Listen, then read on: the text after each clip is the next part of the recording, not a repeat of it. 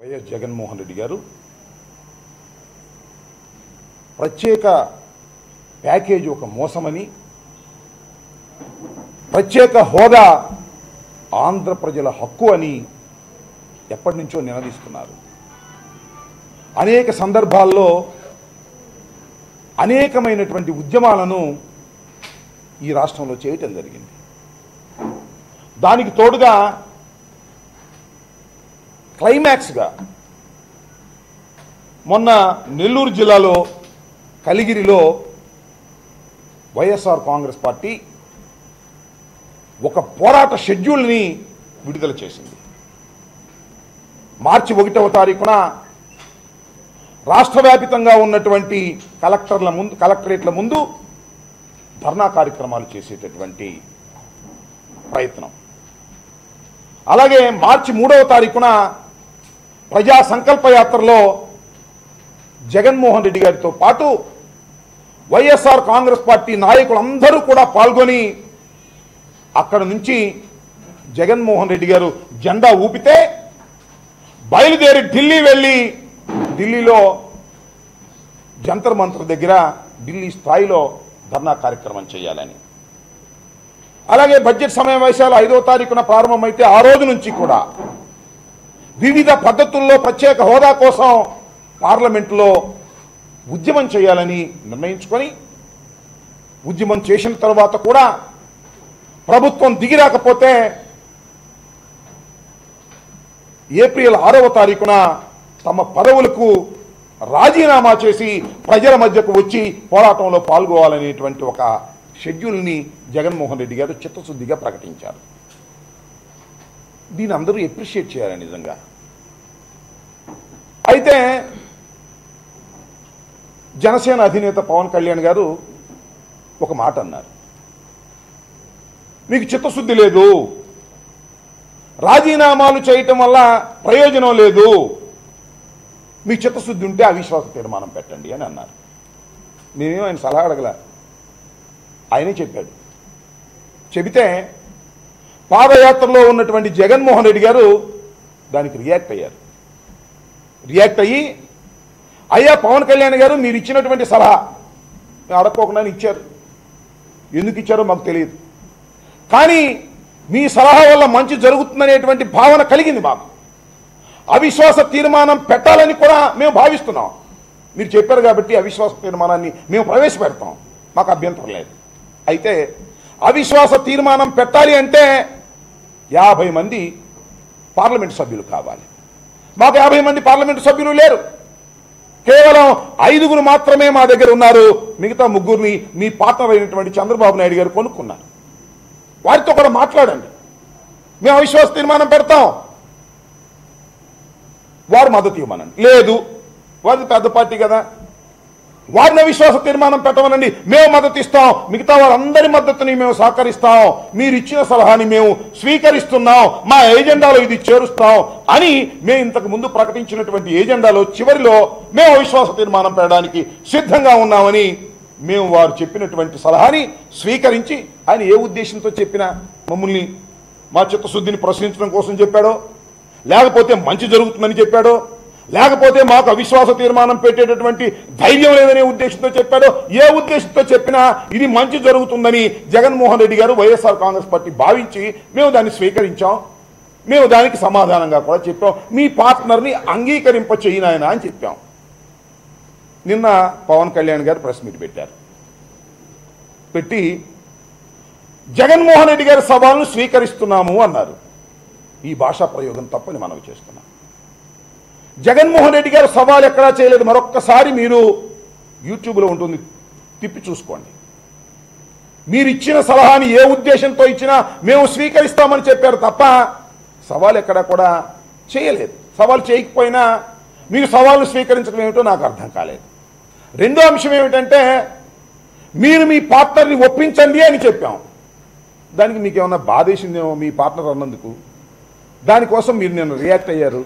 React అయ్యి ఎలా మాట్లాడారంటే నాకు విచిత్రం వేసింది.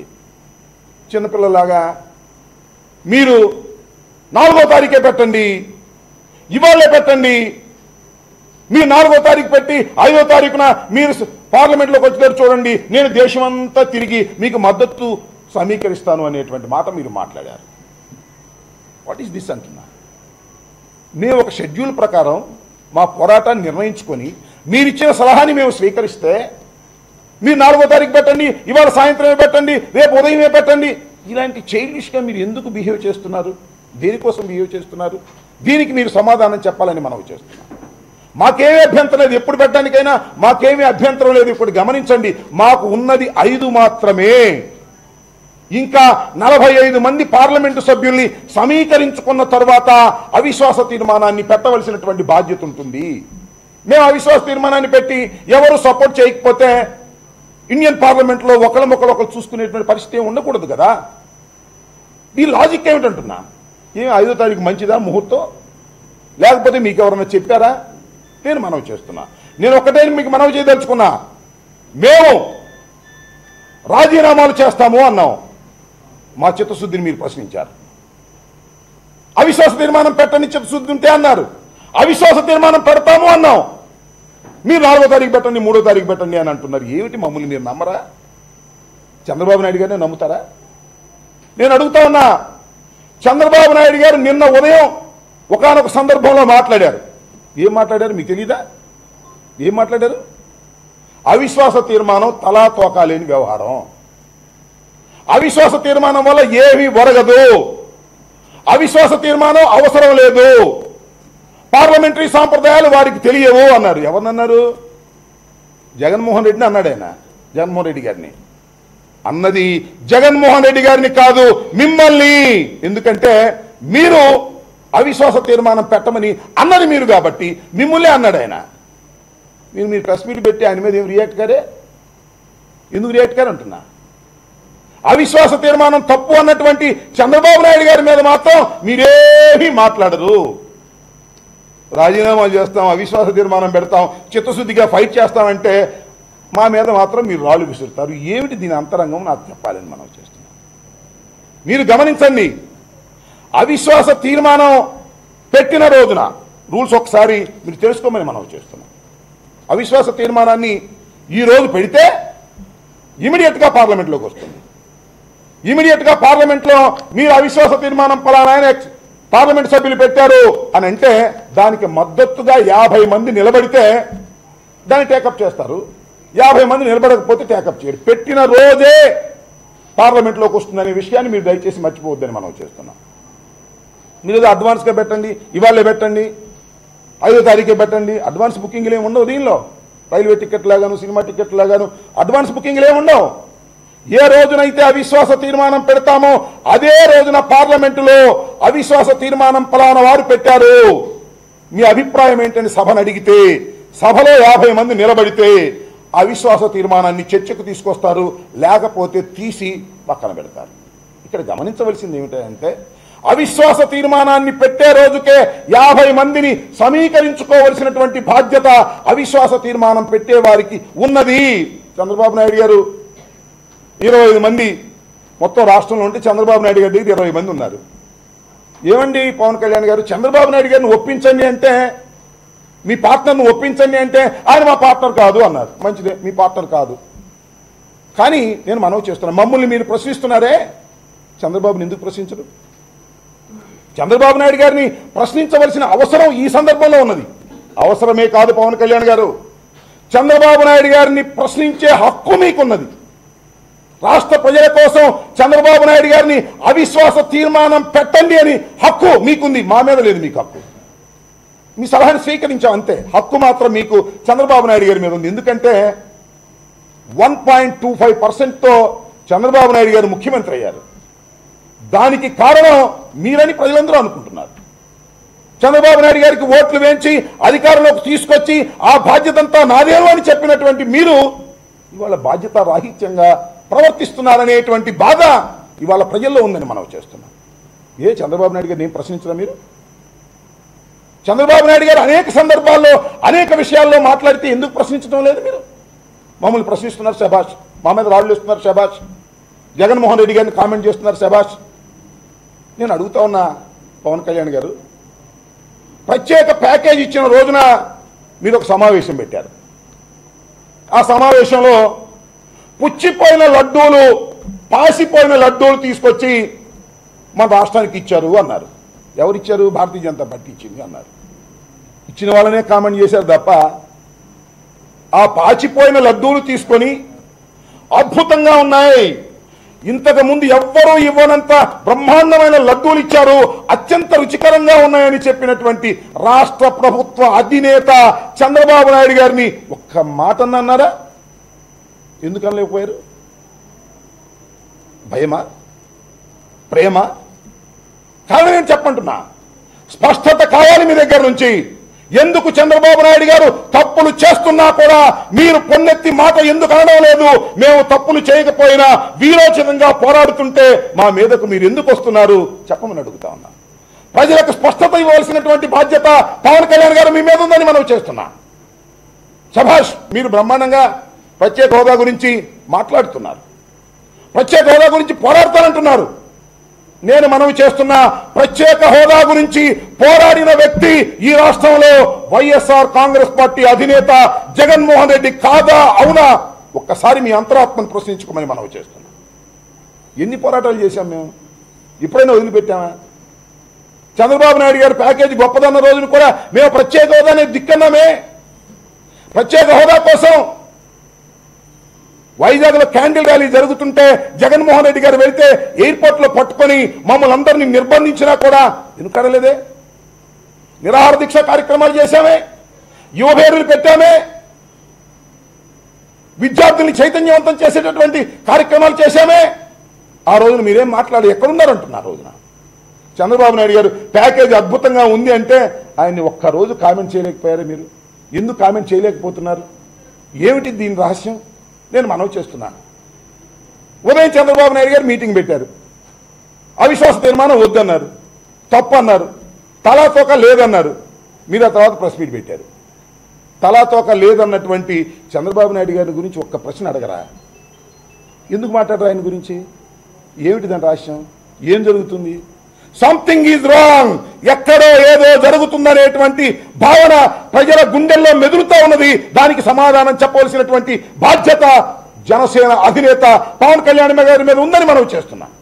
ఎందుకు మీరు ప్రశ్నించరు? మళ్ళీ సాయంత్రం వచ్చాడు పవన్ కళ్యాణ్ గారి మీటింగ్ అయిపోయిన తర్వాత చంద్రబాబు నాయుడు గారు, అవసరమైతే పెడతాం, అందరినీ సమీకరిస్తాం, అవిశ్వాస తీర్మానానికైనా మేము వెనుకాడమని సాయంత్రం అన్నాడు. నేను అడుగుతా ఉన్నా పవన్ కళ్యాణ్ గారు, అవిశ్వాస తీర్మానం అవసరమైనా పెడతామన్నటువంటి చంద్రబాబు నాయుడు గారిని ఒక్క ప్రశ్న ఎందుకు వెయ్యరండి? ఏమండి చంద్రబాబు నాయుడు గారు, మీరు అవిశ్వాస తీర్మానం పెట్టడానికి కూడా వెనుకాడని అంటున్నారు, అవిశ్వాస తీర్మానం పెట్టే ముందు మంత్రివర్గం నుంచి ఎందుకు తప్పుకోరని ఒక్క మాట అనలేకపోతున్నారు? ఎందుకు కారణం చెప్పండి సార్, మాకు అర్థం కావడం లేదు. ఎందుకు మీరు అనలేకపోతున్నారు? ఏమిటి దాని రహస్యం? మమ్మల్ని అంటారా? మీరు చెప్పిన సలహాని మేము స్వీకరిస్తే మేము సవాల్ చేశామంటున్నారు. సవాల్ చేయని దానికి సవాల్ చేశామని జగన్మోహన్ రెడ్డి గారి గురించి మాట్లాడుతున్నారు. కాబట్టి నేను మనవి చేస్తున్నా, మీరు తప్పుదోవ పోతున్నారు. సమస్యని పరిష్కరించే వైపు కాకుండా ఈ రాష్ట్ర రాజకీయాల్లో ఏదో ఒక వినూత్నమైనటువంటి మార్గాలను మీరు అన్వేషిస్తున్నారు, ఎవరికో మేలు చేయడం కోసం మీరు ప్రయత్నం చేస్తున్నారు అనేటువంటి భావన ప్రజల గుండెల్లో కలుగుతా ఉన్నదని మనం చేస్తున్నాం. అలాంటిది జరగకూడదని మనం చేస్తున్నాం. నిష్పక్షపాతంగా ఉండండి, మాకు అభ్యంతరం లేదు. శభాష్ అని కూడా అంటాం మీరు నిష్పక్షపాతంగా ఉంటే. మీ నిష్పాక్షికత మీద అనుమానాలు కలుగుతా ఉన్నాయి, మీరెవరినో మోస్తున్నారనేటువంటి భావన కలుగుతా ఉన్నది. మీరు నాకు తెలియక అడుగుతాను పవన్ కళ్యాణ్ గారు, మీరు అధికారంలోకి తీసుకొచ్చినటువంటి రాజకీయ పార్టీకి 20 మంది పార్లమెంటు సభ్యులుంటే వీరిని మీరు ఒప్పించలేరు. ఢిల్లీ వెళ్ళి ఒప్పిస్తారు, కర్ణాటక వెళ్ళి ఒప్పిస్తారు, చెన్నై వెళ్ళి ఒప్పిస్తారు, కేజ్రీవాల్తో మాట్లాడతారు.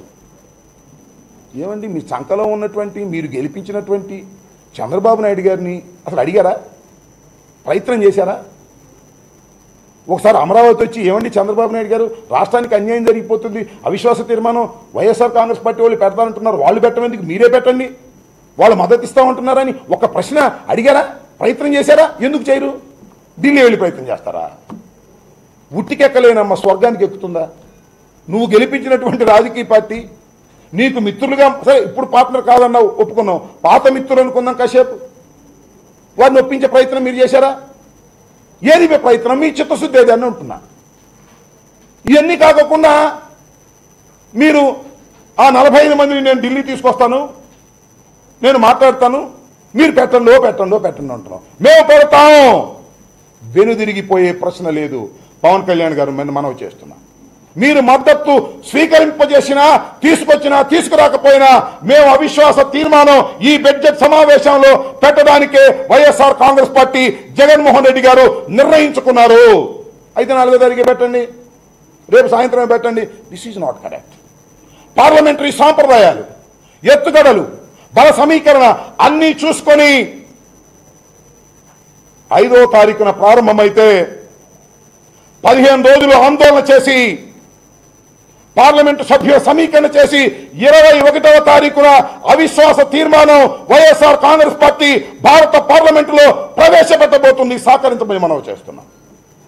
లేదు అంత ముందే పెట్టాలి, చంద్రబాబు నాయుడు గారితో మాట్లాడండి.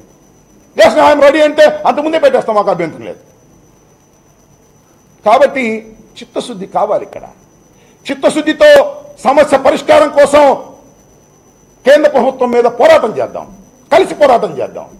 మీలో మాటల్లో చిత్తశుద్ధి కనిపిస్తుంది కానీ చేతల్లో చిత్తశుద్ధి అనిపించటం లేదు. అది మా బాధ. ఏదో చేస్తున్నారు, మీరు ఎందుకు చేస్తున్నారో మాకు అర్థం కాదు. మీరు కమిటీ వేశారు, మంచిదే. అదే జేఎఫ్సి అన్నారు, జాయింట్ ఫ్యాక్ట్ ఫైండింగ్ కమిటీ. దానిలో ఏం జరుగుతుంది నాకు అర్థం కాలేదు, చెప్పండి మీరు. దానిలో చాలా పెద్దవారు ఉన్నారు, గౌరవనీయులు ఉన్నారు. జేపీ గారు కానివ్వండి, ఉండవల్లి అరుణ్ కుమార్ గారు కానివ్వండి, జస్టిస్ గౌడ్ గారు కానివ్వండి, పద్మనాభన్ గారు కానివ్వండి, ఐవైఆర్ కృష్ణారావు గారు కానివ్వండి, చాలామంది పెద్దలు, అలాగే నాగేశ్వర్ గారు కానివ్వండి, వీళ్ళందరి మీద మాకు అపారమైనటువంటి గౌరవం ఉంది. దానిలో ఏ విధమైన సందేహం లేదు. ఏంటండి జాయింట్ ఫ్యాక్ట్ కమిటీలో మీరు కొత్తగా ఫ్యాక్ట్స్ ఫైన్ చేసేది ఏమిటి? ప్రత్యేక హోదా గురించి ఏమిటంటున్నా? చంద్రబాబు నాయుడు గారు ప్రత్యేక హోదాని ముంచిన రోజున చంద్రబాబు నాయుడు గారు ప్రత్యేక హోదాని ముంచాడు అని అనలేకపోయారే, ఎందుకని? చంద్రబాబు నాయుడు గారిని పొన్నెత్తి మాట అనడానికి ఎందుకు మీరు సందేహిస్తున్నారో స్పష్టత ప్రజలకు చెప్పవలసిన బాధ్యత జనసేన అధినేత మీద ఉన్నది. ఇది గమనించమని మనవి చేస్తున్నాం. చెప్పనంత వరకు మీ మీద అనుమానపు ఛాయలు తిరుగుతానే ఉంటాయనేది దయచేసి గమనించమని మనవి చేస్తున్నాం. కాబట్టి మా చిత్తశుద్ధిని నిరూపించుకోవడానికి వైఎస్ఆర్ కాంగ్రెస్ పార్టీ నిరంతరం పని చేస్తూనే ఉంటుంది. విలువల కలిగినటువంటి రాజకీయ పార్టీగా వైఎస్ఆర్ కాంగ్రెస్ పార్టీ ఉంటుంది. దానిలో ఏ విధమైన సందేహం లేదు. చంద్రబాబు నాయుడు గారు చెప్పండి, ఇది ఆఖరి అస్త్రం, మేము ఆఖరిలో చేస్తాం, అప్పుడు దాకా చేయము. ఎన్ని మాట్లాడినప్పటికీ కూడా మేము మార్చి 21ని అవిశ్వాస తీర్మానం తప్పనిసరిగా పెడతాం. అంతకన్నా ముందు ఇంకొక అంశం ఉన్నది. వైవి సుబ్బారెడ్డి గారు 184 కింద ఒక నోటీస్ ఇచ్చారు. ఇది ఖచ్చితంగా ప్రత్యేక హోదా మీదే చర్చ జరుగుతుంది. కానీ అవిశ్వాస తీర్మానంలో ప్రత్యేక హోదా మీద చర్చ జరగదు, జరగాల్సిన అవసరం లేదు. మనం మాట్లాడొచ్చు, ఒక అంశం మీద మనం ఇవ్వం. కానీ 184 కింద మా గౌరవ పార్లమెంట్ సభ్యులు వైవి సుబ్బారెడ్డి గారు నోటీస్ ఇచ్చారు. దీని మీద చర్చ జరుగుతుంది, దీని మీద ఓటింగ్ జరుగుతుంది. ఆ ఓటింగ్లోనైనా మీ చంద్రబాబు నాయుడు గారిని పాల్గొనేటట్టుగా ఒక ప్రయత్నం చేయండి. మీ పాత పాత్రలో ప్రయత్నం చేయండి. ప్రయత్నం చేసి వారిని ఒప్పించేటటువంటి ప్రయత్నం మీరు చేయాలి. చేసిన రోజునే మీ చిత్తశుద్ధిని ప్రజలు మెచ్చుకుంటారు తప్ప అవకాశం దొరికినప్పుడల్లా ప్రతిపక్షం మీద ఒక రాయేసే ప్రయత్నం దయచేసి చేయకండి. అవకాశం దొరికినప్పుడు అన్యాయం మీద రాయేసే ప్రయత్నం చేయండి. నేను అడుగుతా ఉన్నా, ఏమండి మేము 9 మంది పార్లమెంట్ సభ్యులను గెలిచాం, 67 మంది శాసనసభ్యులను గెలిచాం. చంద్రబాబు నాయుడు గారు 3 కొన్నాడు పార్లమెంట్ సభ్యుల్ని, 23 శాసనసభ్యుల్ని కొన్నాడు. పవన్ కళ్యాణ్ గారు నీతి నిజాయితీ కోసం రాజకీయాల్లోకి వచ్చినటువంటి మీరు, దేనికైనా సిద్ధపడి రాజకీయాల్లోకి వచ్చినటువంటి మీరు, ఒక్క రోజునైనా పరపార్టీ శాసనసభ్యుల్ని కొనడం తప్పు, పరపార్టీలోంచి ఈ పార్టీలోకి వచ్చిన వారిని రాజీనామాలు చేయాలి, చేయకోకుండా ఎలా ఉంటారు అని ఒక్కరోజు ప్రశ్నించారండి. ఏమనుకోవాలి మీ గురించి మేము? చంద్రబాబు నాయుడు గారిని ప్రశ్నించకపోతే మేమేమనుకోవాలి? చంద్రబాబు నాయుడు మీరు పార్ట్నర్ కాదంటే మేము నమ్మాలా? చెప్పండి. అవినీతి అవినీతి అంటున్నారు. సందు దొరికినప్పుడల్లా జగన్మోహన్ రెడ్డి గారి మీద కేసులు ఉన్నాయన్నారు. మరి చంద్రబాబు నాయుడు గారు 50 లక్షల రూపాయలు ఇస్తూ దొరికిపోయాడే, 6 కోట్లు 7 కోట్లకు మాట్లాడాడే, కోర్టుల కేసు సుప్రీంకోర్టులో జరుగుతూ ఉన్నదే. చంద్రబాబు నాయుడు గారు ఇలా మీరు కొంటం తప్పు అని ఒక్క మాట అన్నారండి. ఏమిటా రిజర్వేషన్ మాకు అర్థం కావడం. చంద్రబాబు నాయుడు గారికి ఏమిటా రిజర్వేషన్స్, మాకేమిటి అంటే చంద్రబాబు నాయుడు గారు మీ పాత పార్ట్నరు గెలిపించారు కాబట్టి ఆయన పక్షపాతంగా ఆయనతోనే ఉండదలుచుకున్నారో ఉండండి, మాకు అభ్యంతరం లేదు. మేము చంద్రబాబు నాయుడు గారు మంచి పరిపాలన చేస్తున్నాడు ఆయనకే మేము కట్టుబడి ఉంటామంటే తప్పు లేదు.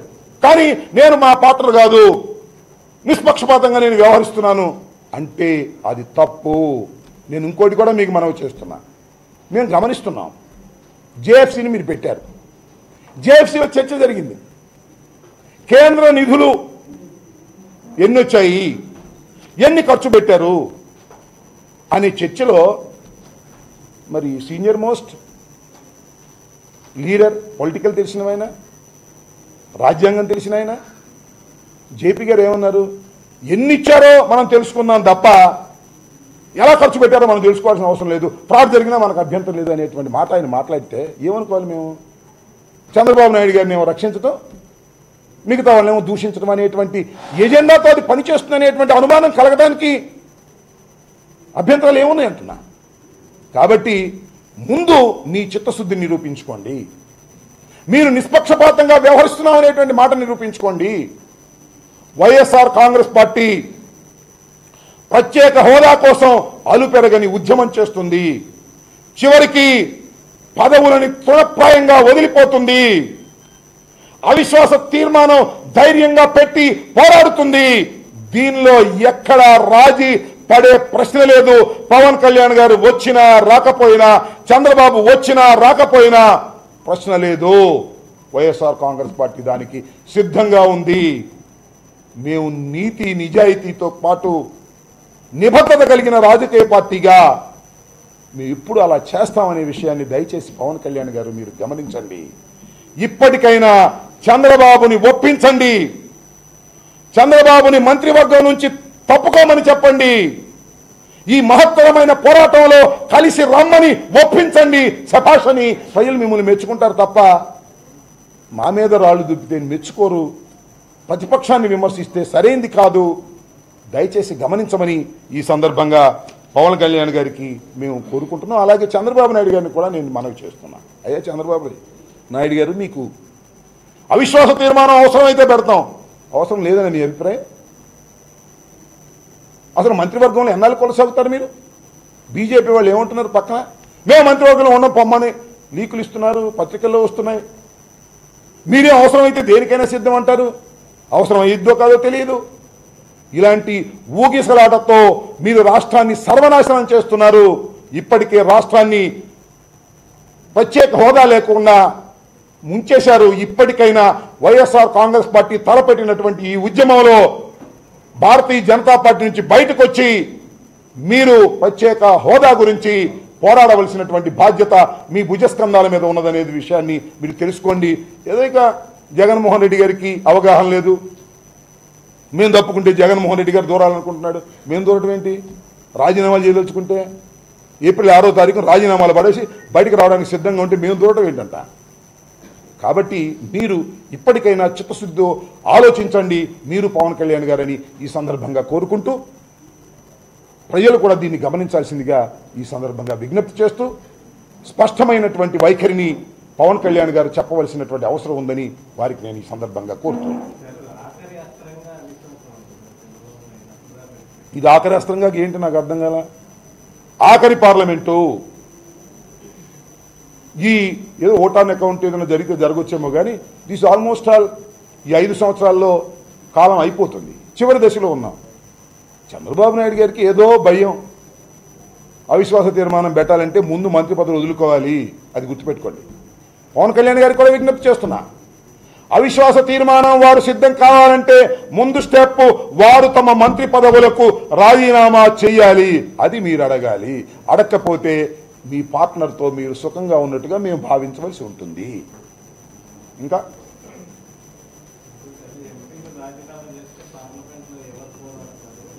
ఇంకా పార్లమెంట్లో పోరాడేదే ఉంది. పార్లమెంట్ అయిపోతుంటే ఎంపీలు రాజీనామా చేస్తే పార్లమెంట్లో పోరాడేదేంటి అని అంటున్నారు చంద్రబాబు నాయుడు గారు. ఈ పార్లమెంట్ సెషన్ అయిపోయిన తర్వాత ఇంకా పార్లమెంట్ ఎక్కడ ఉంటుంది పోరాటానికి? కాబట్టి చంద్రబాబు నాయుడు గారు మంత్రి పదవులు వదులుకోవడానికి, భారతీయ జనతా పార్టీ నుంచి బయటకు రావడానికి, ఆయన ఇంతకు ముందు ప్రత్యేక ప్యాకేజీ అద్భుతంగా ఉందని చెప్పినటువంటి మాటకే వారు కట్టుబడి ఉన్నారు. ఇది సరైనటువంటి విధానం కాదు. ఓకే.